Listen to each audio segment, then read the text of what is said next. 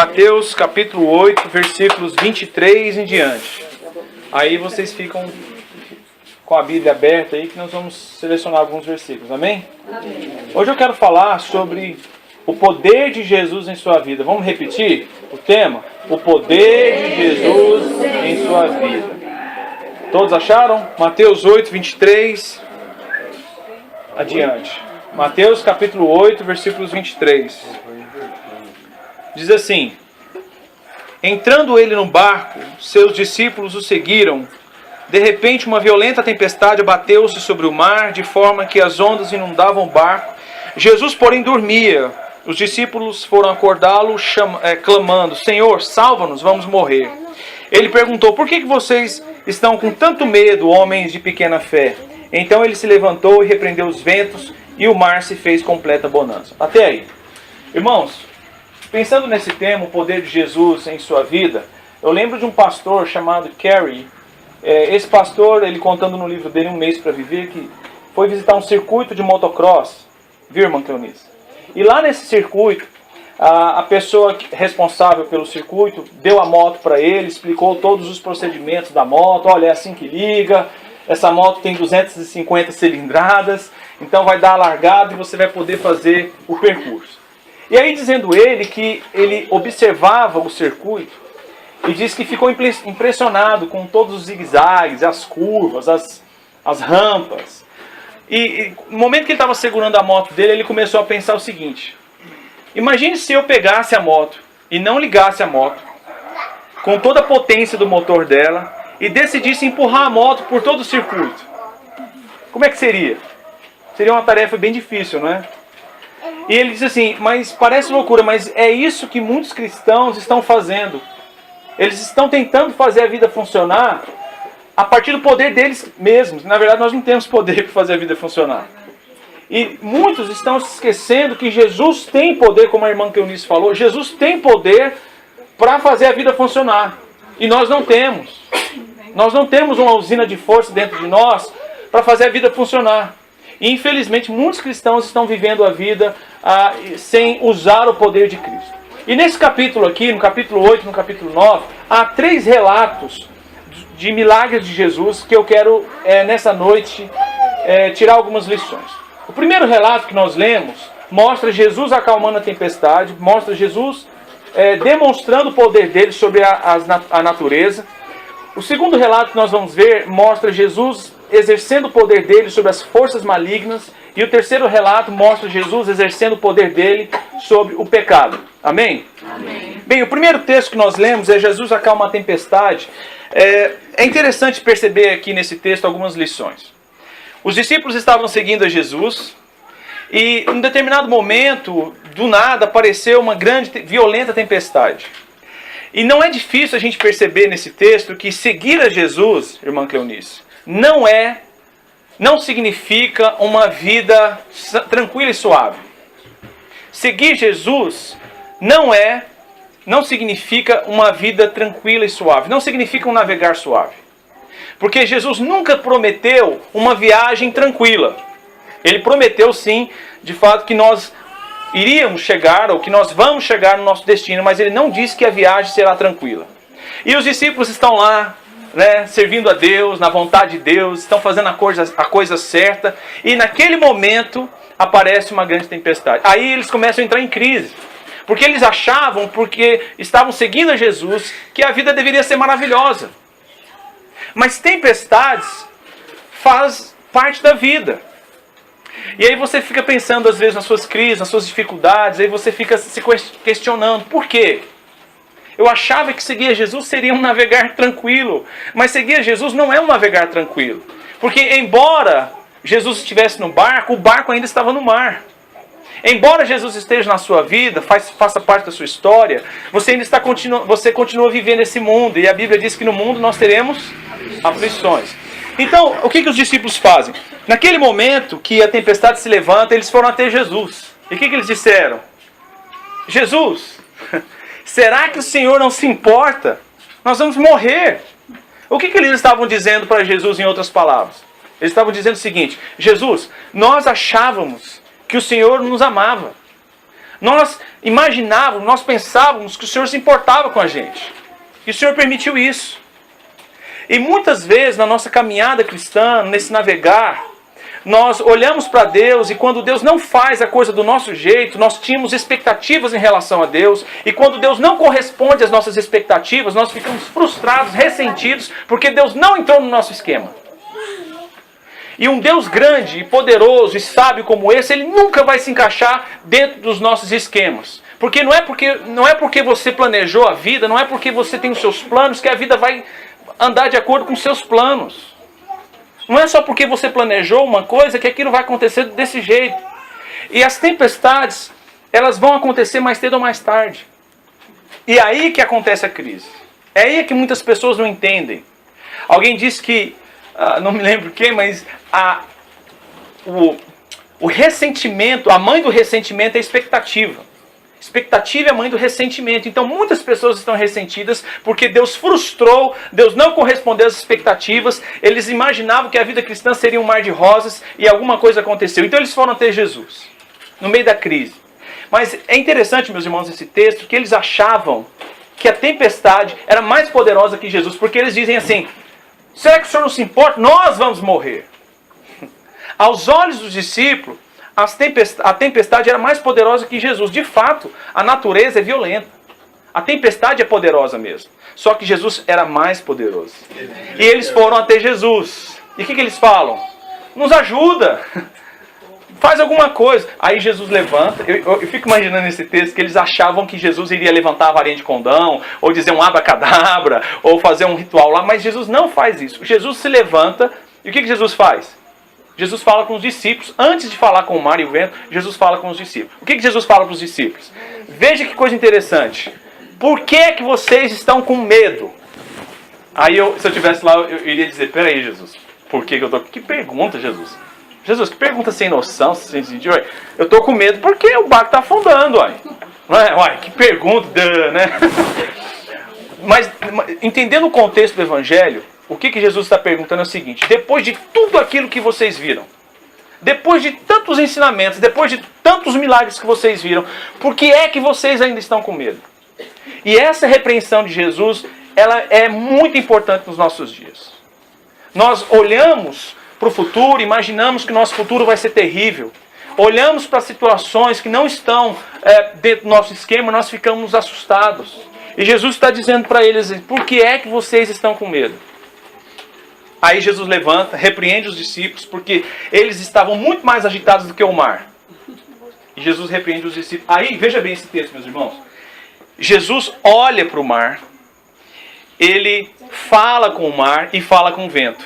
Não é interessante isso? Quando você lê os evangelhos, você percebe que Jesus fala com o mar, fala com o vento, fala com uma planta, fala com uma doença, fala com o espírito. É interessante isso. Então Jesus olha para a encrenca, para o problema e fala com ele.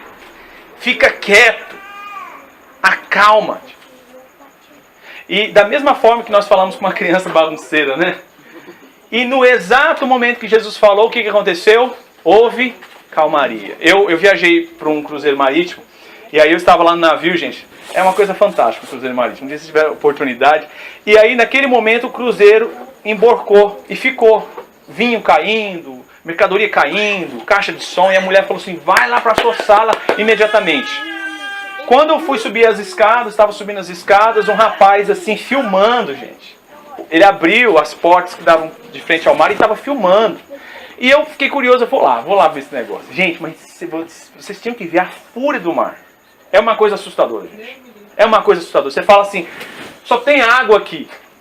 Mar gelado. Você se sente impotente diante da brutalidade. A natureza é poderosa, é forte. Então o que acontece? Ele filmando aquilo lá e eu olhando aquelas ondas batendo no barco, no navio, o navio inclinado, eu falei, eu vou morrer. Eu vou até ligar pra minha mãe logo e morrer num cruzeiro, morrer com estilo. Aí, o que acontece? No outro dia eu estava almoçando, um enorme vidro, assim, eu lá almoçando, e aquele mar tranquilo, suave, tranquilo. Mas sabe que Jesus ele fez um milagre, e na hora que Jesus falou, fica quieto, o mar se acalmou na hora, e houve grande calmaria. O que esse texto nos ensina? O texto não está nos ensinando que, olha, nunca acorde Jesus quando ele estiver dormindo, porque senão ele vai levantar mal-humorado. Não é isso não. O texto não está dizendo isso. O que o texto está dizendo? é que Jesus tem o poder para controlar tudo aquilo que está fora do controle na sua vida. Amém? Amém. Jesus tem o poder para controlar todas as situações que fogem do seu controle, porque você não é Deus. Nós não temos o controle de tudo. Deus tem controle de tudo. Então tentar controlar todas as coisas é tentar ser Deus. E nós não somos Deus. Jesus é Deus. Quando Jesus está dormindo, nós vemos a natureza humana dele. Quando Jesus se levanta e repreende o mar, nós vemos a natureza divina dele. Agora Jesus parece que ficou impaciente nesse texto, né? Mas Jesus fica impaciente. Veja bem, guarda isso aqui. Jesus ficou impaciente não por causa da oração. Levantou mal-humorado. Não. Ele ficou impaciente pelo fato dos discípulos não aplicar a fé deles ao problema. Não confiar em Deus. Então Jesus fica impaciente quando nós olhamos para o futuro e começamos a tremer de medo, sabendo que Deus já nos abençoou tantas vezes no passado. E aí Jesus fica impaciente com essa falta de fé nele. Amém? Amém. Segundo relato, eu quero rapidamente meditar com os irmãos, está no versículo 28 ao versículo 34. Eu não vou ler, mas os irmãos prestem atenção. Jesus então atravessa, acalma o mar, e vem 2 endemoniados em direção a Jesus. Quando os endemoniados olham para Jesus, eles dizem assim: Jesus, Filho de Deus, ou Filho do Altíssimo, de acordo com Marcos, o que você quer com a gente? Você vem nos atrapalhar? Vem atrapalhar a nossa festa? Aí é interessante que eles reconhecem quem é Jesus. Quando Jesus acalmou o mar, os discípulos olharam para Jesus e disseram o que no finalzinho? Que homem é esse? Quem é esse homem? Os fariseus e os escribas, quando você lê os evangelhos, eles estão sempre perguntando: quem é esse homem? A sociedade hoje olha para Jesus e pergunta: quem é esse homem que impactou a história? E os demônios não tinham esse problema. Porque os demônios sabiam quem era ele. E falaram: o que você quer com a gente? Jesus, Filho do Deus Altíssimo. Ele tem uma teologia boa, né? Os demônios têm uma teologia corretinha, sabe que Jesus é o Filho de Deus. Aí Jesus falou: sai dele, espírito imundo, como está lá em Marcos. Aí os demônios falaram assim: Jesus, então se o senhor está nos expulsando, está vendo aqueles porcos ali? Deixa a gente ir para aqueles porcos. E o que diz a Bíblia? Jesus mandou. Tudo bem, vá. Agora veja bem, eu nunca entendi esse milagre. Até estudar o ano passado esse texto, e eu falava assim: por que Jesus não expulsou o demônio logo dos homens e pronto, resolveu o problema, não tem prejuízo para ninguém, todo mundo feliz? Jesus, presta atenção nisso aqui. Por que Jesus faz isso? Jesus queria mostrar para a sociedade daquela época, para nós e todas as pessoas que porventura lerão o texto, qual a intenção de Satanás. Nós vemos então Jesus aqui mostrando o poder dele sobre as forças malignas. O que os endemoniados estavam passando, de acordo com Marcos, eles estavam se cortando, gritando dia e noite, ninguém podia passar por ali, estavam acorrentados a algemas, a correntes. Eles estavam excluídos da sociedade, distante de Deus e distante deles mesmos, porque eles estavam fora de si, gritando o tempo todo. É isso que o demônio faz. Então Jesus permite que os demônios entrem nos porcos, porque Jesus sabia que os porcos iriam se precipitar no abismo, para mostrar o que Satanás faz com o homem. O que Satanás fez, o que os demônios fizeram com aqueles porcos, era o que, paulatinamente, eles iriam fazer com aqueles homens. É isso que Jesus queria mostrar para eles. Porque a função do diabo é roubar, matar e destruir. Agora, Vernon McGee disse o seguinte, que é interessante pensar nesse texto que os porcos, quando estavam pastando tranquilo, de repente começam a correr, se comportar diferente, e os porcos, no momento, começam a correr em direção ao mar e morreram afogados. Porque os porcos preferiram se matar a viver possuídos pelos demônios, diferente dos homens, que estavam vivendo possuídos há talvez anos. E aí, quando Jesus fez o milagre, expulsou o demônio daqueles 2 endemoniados, o que a sociedade fez? A cidade ali. Viram o prejuízo que Jesus causou e falaram o que para ele? Sai daqui. Nós não precisamos de você. Por quê? Porque o dinheiro que eles iriam ganhar vendendo aqueles porcos era um dinheiro para ser gasto nos prazeres.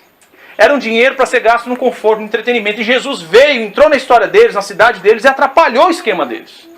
Jesus transtornou a vida deles. E o que esse texto nos ensina? Esse texto nos ensina, em primeiro lugar, que Jesus ele tem poder sobre as forças malignas e você não precisa entrar em crise quando você passa perto de uma macumba. Ai, passei perto de uma macumba. Ou, ai, a pessoa está olhando para mim com inveja, a pessoa está fazendo não sei o que contra mim. Você não precisa ter medo, porque os demônios precisam de autorização de Jesus para fazer qualquer coisa. Um teólogo da igreja dizia o seguinte, que o demônio, Satanás, ele é como um cachorro, e Deus segura Satanás na coleira, e Deus só permite ele agir até onde Deus quer. Então você não precisa temer as forças demoníacas, as forças diabólicas. Amém? Neste capítulo 8 e 9, tem 3 orações. A primeira oração é a oração dos discípulos que disseram o seguinte, Jesus, salva-nos, vamos morrer. A segunda oração foi a oração dos demônios. Jesus, deixa a gente pegar uma carona naqueles porcos. E a terceira oração é a oração mais terrível, mais triste registrada em toda a Bíblia. É a oração dos gadarenos. Sai daqui. Você veio transtornar a nossa vida. Infelizmente, eles não reconheceram que Jesus estava ali para levar vida, cura, transformação. E eles expulsaram aquele que podia mudar a realidade, a história deles. Infelizmente, muitas pessoas estão fazendo a mesma coisa com Jesus. Sai daqui. Eu não preciso de você. Se eu entregar a minha vida para você e começar a ir para a igreja e ler a Bíblia, você vai transtornar a minha vida. E muitas pessoas não experimentam Deus porque elas têm um preconceito de Deus, achando que Jesus vai transtornar a vida delas, quando na verdade Jesus transforma e traz vida com qualidade. Amém? Então só para a gente memorizar. Jesus tem o poder sobre todas as coisas que eu não tenho o controle. Ele pode controlar tudo aquilo que está fora do controle. Em segundo lugar, Jesus tem poder para controlar e amarrar todas as forças diabólicas. Amém? Amém. E em terceiro lugar, para finalizar, Jesus tem poder para perdoar pecados.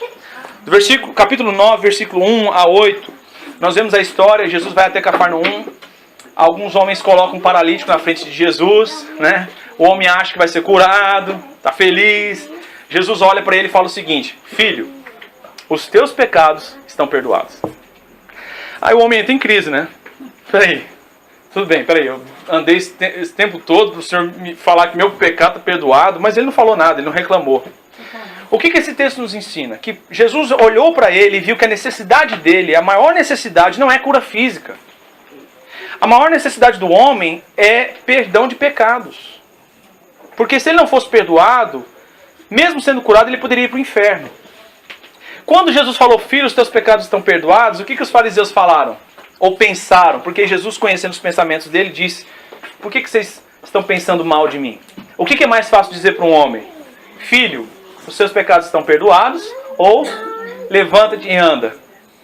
Para que vocês saibam que o Filho do Homem tem autoridade, ele diz, levanta e anda. Mas sabe o que é assustador nesse texto? É que quando Jesus olha para ele e fala assim, filho, os teus pecados estão perdoados. Como assim? Vamos supor, eu pego minha cadeira aqui, uma cadeira de madeira, chego na cabeça aqui do irmão Edson, né? E pum, na cabeça dele. E ele cai, o sangue começa a escorrer. No outro dia eu vou lá na casa dele, falo com a esposa dele, olha, eu quero pedir perdão pelo que eu fiz com o irmão. Aí ela falou, o quê? Como assim? Você tem que pedir perdão para ele, a ofensa foi contra ele, você quebrou a cadeira na cabeça dele. É interessante nesse texto que Jesus fala, filho, os teus pecados estão perdoados, porque todo o pecado que aquele homem havia cometido era contra o próprio Cristo, porque ele é o próprio Deus. Ele é Deus Filho, ele e o Pai é um, mas estava ali aquele que tem autoridade para perdoar pecados. O que esse texto nos ensina? Jesus diz, filho, os teus pecados estão perdoados. Olhando para a fé dos amigos, não para a fé dele, olhando para a fé dos amigos, ele diz, os teus pecados estão perdoados. Nós aprendemos que para ter perdão de pecados, para ter um lugar no paraíso, não é necessário fazer alguma coisa. É necessário ter fé. Perdão de pecados é sempre resultado de fé. Amém? Amém. Então muitas pessoas acham que para ir para o céu, para ter um lugar no paraíso, para ser aceito por Deus, eu tenho que fazer um monte de coisas. A Bíblia não diz isso. A Bíblia diz que suas boas obras não podem pagar a dívida que você tem no céu. Aí Jesus falou, para que você saiba que eu tenho autoridade, né? Levanta-te e anda. O homem pegou a cama, o homem se levantou e foi embora.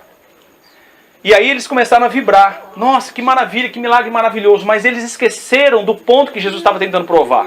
É que aquele milagre, aquele sinal, era apenas um indicativo de que Jesus tinha de fato autoridade para perdoar pecados. E eles esqueceram esse ponto mais importante. Eles ficaram tão maravilhados com o milagre que esqueceram por que Jesus fez o milagre. Para que vocês saibam que eu tenho poder para perdoar.